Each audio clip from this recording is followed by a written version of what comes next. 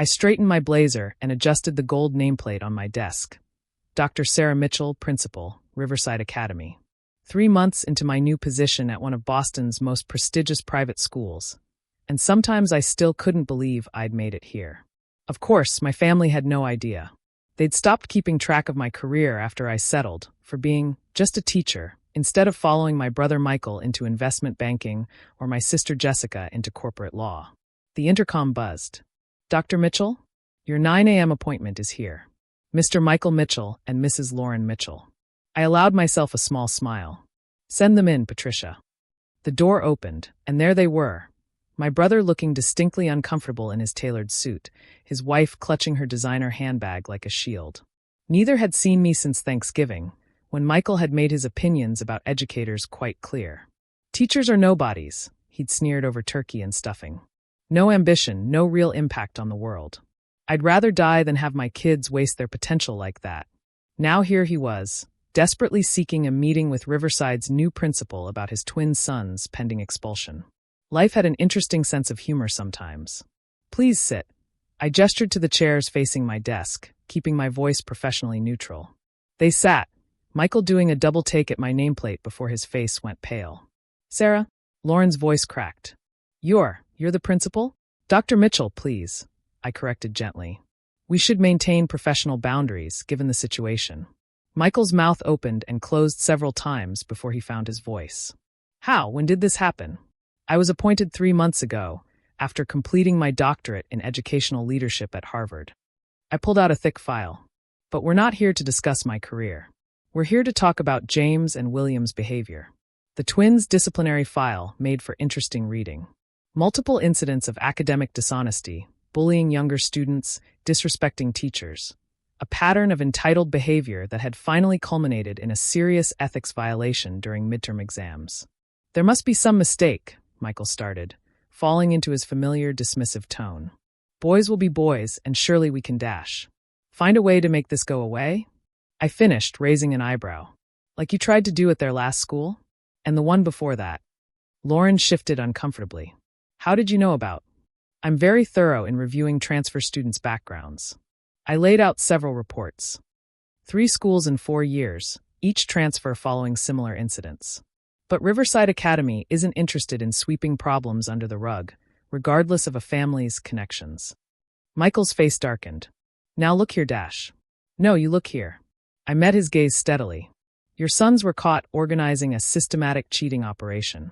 They sold exam answers to other students, intimidated those who refused to participate, and showed absolutely no remorse when confronted." "They're under a lot of pressure," Lauren protested weakly. "The pressure to maintain their father's expectations of success at any cost?" I asked quietly. "The same pressure that makes him dismiss anyone who chooses a different path as a nobody?" Michael flinched. "That's not fair, isn't it? Your sons have repeatedly demonstrated that they believe rules don't apply to them, that their privileged background entitles them to success without effort." I leaned forward. "As educators, we've failed them by allowing that attitude to persist. That ends now." "What are you saying?" Lauren's knuckles were white on her handbag. "I'm saying that James and William are hereby expelled from Riverside Academy, effective immediately." "You can't do that." Michael stood up, his face red. "Do you know who I am in this city?" "Yes," I said calmly. "You're the brother who told me at Thanksgiving that teachers were worthless, that education was beneath our family's dignity. And now you're the father of 2 boys who've internalized those exact attitudes to their detriment." He sank back into his chair, the fight draining from him. "But," Lauren's eyes filled with tears, "what about their future? College applications. I've prepared several recommendations." I pulled out another file. "There's an excellent boarding school in Vermont that specializes in character development and ethical leadership. They have experience with students who need to reset their moral compass." "Boarding school?" Michael's voice was hollow. "Sometimes distance from enabling influences is necessary for growth." I met his eyes pointedly. "The school also has an excellent family counseling program. I strongly suggest you all participate." The silence stretched between us, heavy with unspoken realizations. "You're enjoying this," Michael finally said. "Getting revenge for how we treated you." "No," I corrected him. "I'm doing my job. The job you mocked, the career you dismissed, the calling that actually makes a difference in young lives." I closed the files. The fact that it's your sons I'm helping, albeit not in the way you wanted? That's just irony. Lauren wiped her eyes. We should have listened to you years ago, when you tried to tell us about the boys' behavior problems. Yes, I agreed. You should have. But you were too busy believing that success only looked one way your way. The Vermont school, Michael said quietly. You really think it would help them? I wouldn't recommend it otherwise. Despite what you think, education isn't about status or appearances. It's about growth, about becoming better people. I handed them a brochure. The school's headmaster is expecting your call. They stood slowly, both looking somehow smaller than when they'd entered. Sarah, Dr. Mitchell, Lauren amended. I'm sorry. For everything. I nodded acknowledgement, but said nothing. Some apologies needed time to prove their sincerity. After they left, I sat for a long moment, looking at the family photo I kept in my desk drawer. Taken at my college graduation, before I'd chosen my career path. We were all smiling then, before success was defined solely by salary and status. My phone buzzed, a text from Jessica. Just heard from Michael. Is it true? You're running Riverside Academy? Yes, I texted back. Though I'm surprised you noticed, given how beneath you education is. I deserve that, she replied quickly. Can we talk? Really talk?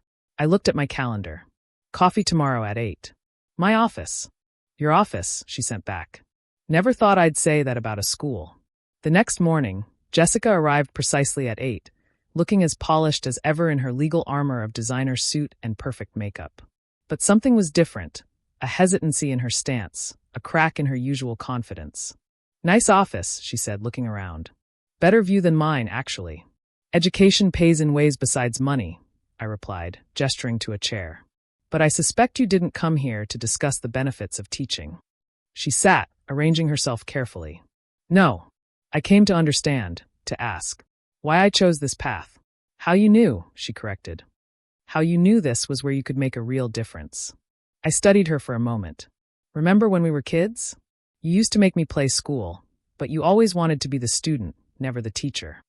Because you were better at it. You made everything make sense. That's what teaching is. Making things make sense. Not just subjects, but life. Values. Choices. She nodded slowly. Like with Michael's boys? They're symptoms of a larger problem, I said. The belief that worth is measured only in dollars and titles. Like we measured it, she acknowledged quietly. God, Sarah, the things we said to you. About wasting my potential? About lacking ambition? We were wrong. She met my eyes directly. I see that now. I leaned back. What brought on this sudden insight? My daughter, actually. She smiled slightly. She's been struggling in school. Not academically, she's brilliant. But something's missing. She's not happy. And yesterday she told me she hates the pressure. The expectations. The constant push to be perfect. Jessica's voice cracked.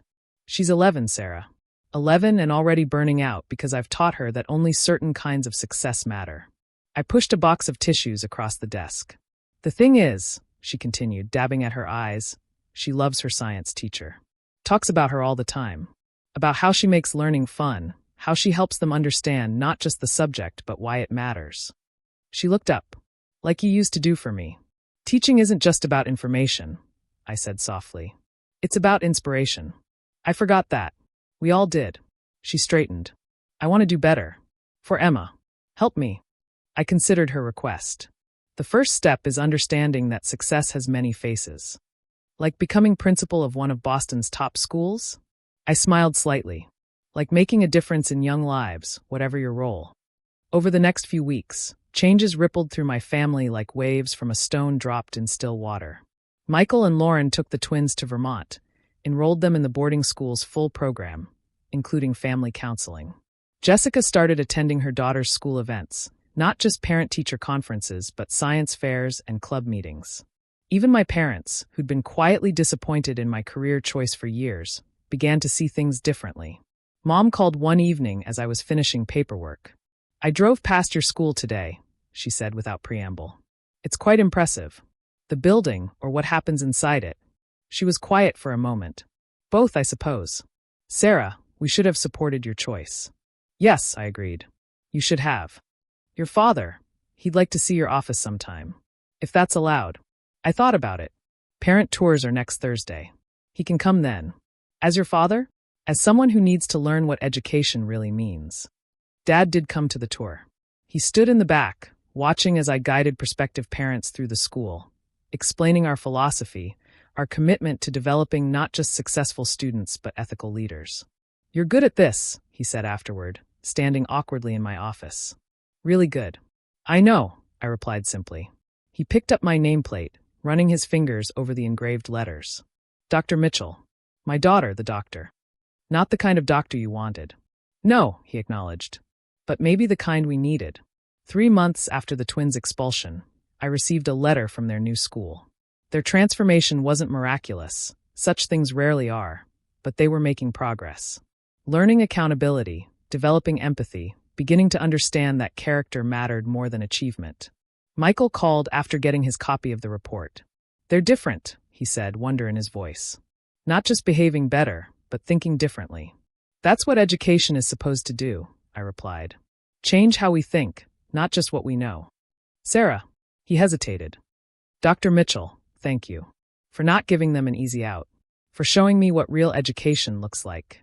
Keep that in mind next time you want to dismiss teachers as nobodies. I won't, he promised. I can't, not anymore.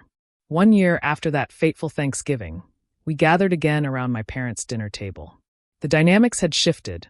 No more snide comments about career choices. No more measuring worth by salary alone. The twins were there, home for the holiday. They looked different, not just taller, but more grounded. They'd asked to say grace, something that would have been unthinkable a year ago. We're thankful, James said clearly, for the people who cared enough to show us a better way.